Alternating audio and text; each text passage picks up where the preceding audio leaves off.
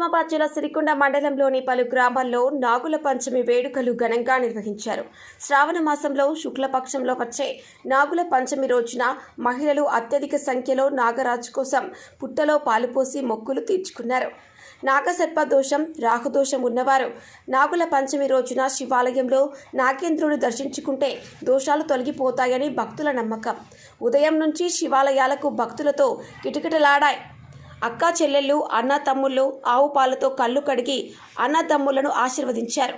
Ganesh Goud, Drushyam reporter, Sirikonda.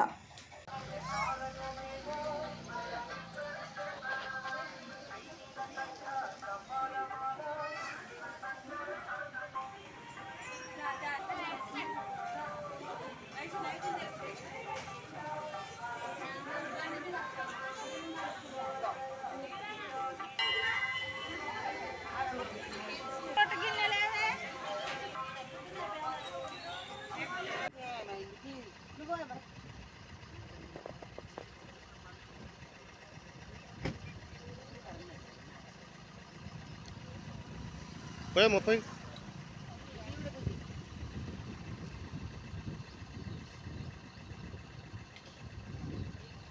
ఎక్కడ ఉన్నా నర్సింపల్లి ఇంకున్నాయా?